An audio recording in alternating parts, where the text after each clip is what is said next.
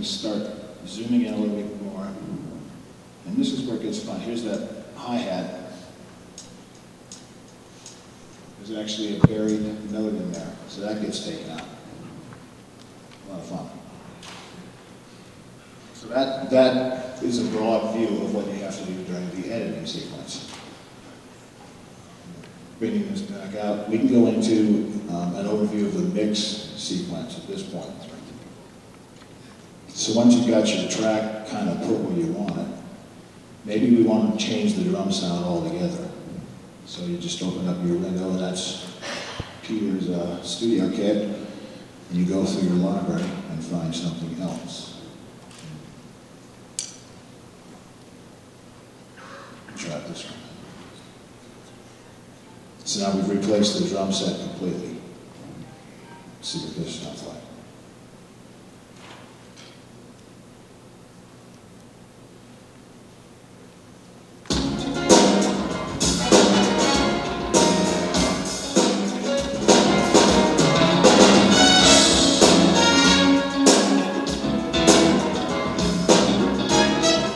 And you'll go through this and pick the bass drum you want, pick the snare drum you want from your collection. Now you've got it all assembled in your drum kit that you've always dreamt about, the sound you have in your head, and you do a final mix. So in a nutshell, that is a VST recording session. It starts with a player, ends with editing. And I don't want to scare you off, there is a lot of work doing the editing, but looking at that track, there's not a lot of extra little ghost notes because he's playing correctly. He's playing with a nice touch, he's not playing real hard. You play these things real hard, you get the extra notes. They start bouncing around. So that, in a nutshell, is what a session is like. And there's no reason that you, as drummers, can't have the same tools at your disposal. And the cool part about this is, not everybody lives in a state or a city that has a studio scene. And most of the big studios are having a hard time just staying alive and staying awake, and staying open. And the big producers, they have their favorite guys. What this allows you to do now is you can go on the internet and create music with people from anywhere around the world just by trading files back and forth and get the professional results because all the microphone decisions and all of the engineering has pretty much been done for you. The other point I think is worth noting, so much of the electronic manipulation, much like what John is doing in terms of the post-production, decision-making, fixing, editing, whatever, so much of this has been in the hands of either engineer producers or generally keyboard players. And I think not enough drummers or percussionists have taken ownership of where electronics have been going. When Mike mentioned that this wasn't my first digital adventure, that I'd had past, I started thinking of myself as kind of a digital slut or whore. Which makes me the pimp.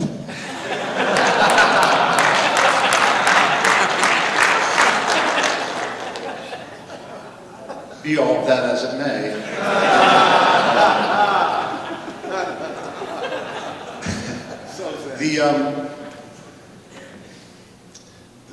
I've always been a little bit of a propeller head, and much like Dr. Norm Weinberg there, and many of you here, and I'm very proud to know that as a PAS board member many years ago, I was the guy who brought up the Macintosh to the board. We had a proprietary system that cost a fortune, and I had my little bag. I said, "You guys check this out?"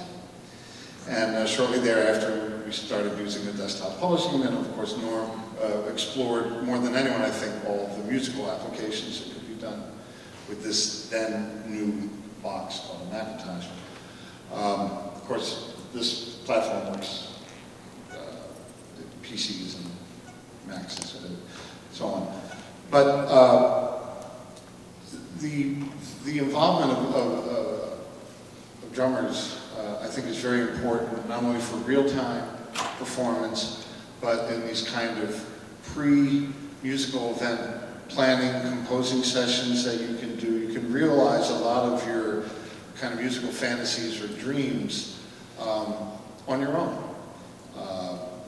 Percussion ensemble pieces that you can write, multiple drum things, or just trying out different kind of playing strategies. And indeed, what we're doing at USC, we have a basic drum set proficiency lab where we teach 8 students simultaneously. We could not do it without having the Roland electronic kits.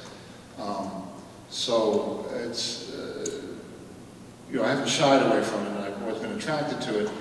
And the goal was always to get the sounds closer and closer, like I said, to home.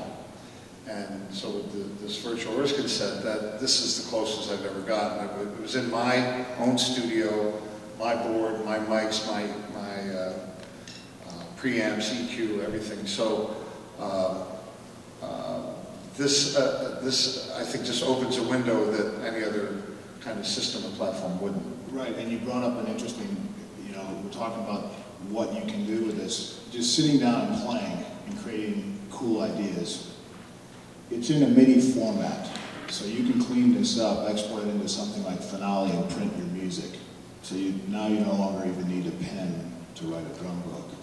You just play it into a MIDI program, spit it out as drum parts. Transcribe? Yeah. Wow!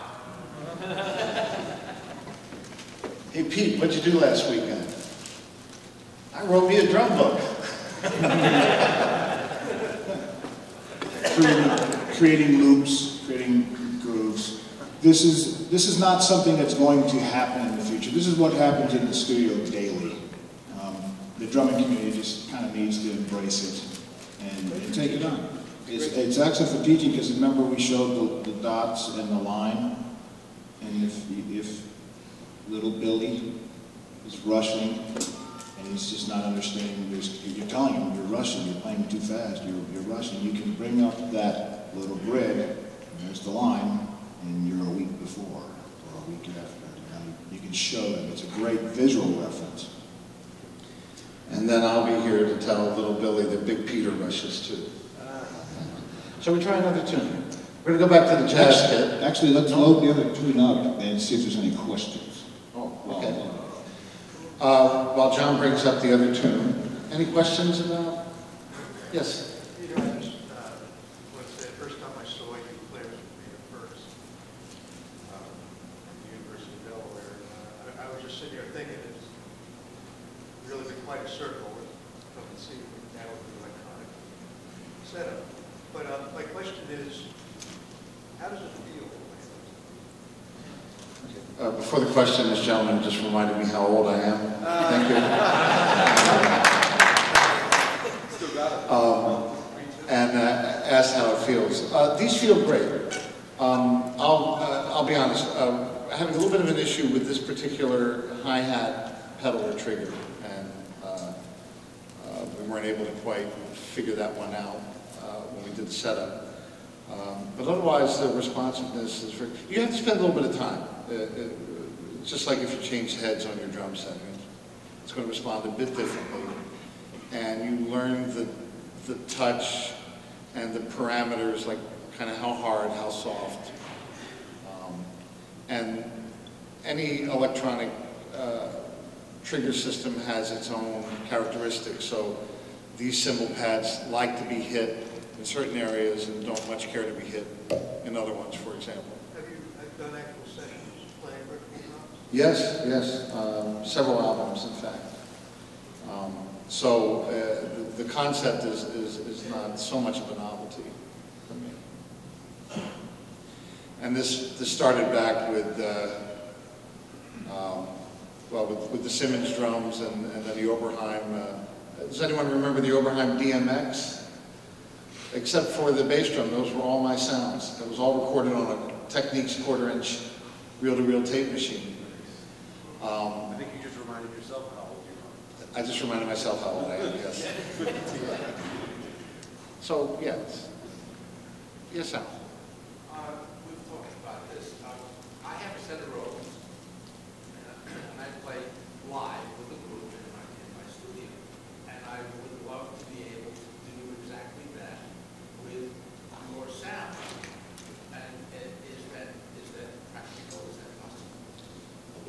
I'll let John answer that. The question, repeat the question. If you The will. question is regarding doing this, playing a rolling kit, and he wants to do it live with his bands. Not so much for the recording, but for the increase of the sounds, the quality of the sounds, but to use it live. And yeah, that's actually very easy. In this particular program, BFD2 works in standalone mode. So I don't have to have the recording program up. So all you would need to do is launch the drum software. And there's a bunch of them out there, BFD2, the Tune Tracks stuff, addictive stuff. There's, you know, go listen to them and you can make up your own mind what you like. We're taking a MIDI cable out of the back of the Roland unit, and that MIDI cable is a converter, so it goes MIDI to USB. So it's just plugging straight into my computer. And I've got this inexpensive little $100 audio interface, which is feeding the PA system. So in a sense, this is the same setup you're looking for. Is there an issue with delay? No. I like that. That's a great, this is one of these things, drummers found the word latency and wouldn't let it go. Which is cool. But what latency is, basically, when Peter hits a pad, the signal's got to travel from there through all the different components and then generate the sound and it comes back out. It's electrical, it's a signal. Right now, that's at 32 samples, which is not perceivable from the playing standpoint. We got that. So, depending on the program that you're working with, maybe the programs are requiring a little bit more horsepower from your computer. Maybe the unit itself, and all of them are different, is sending out kind of a late developing signal. What you're going to do is basically go in and set the buffer sizes and compensate for it here, and you just work the buffer size down to a comfortable number. Lower is better. So like 128 samples basically means 3 milliseconds of delay. And if you look it all up later, you can do the math and figure out the rest of it. But you work backwards from there. So right now, what he's playing at is a 32 sample buffer size. And as he hits the drum, there's no delay.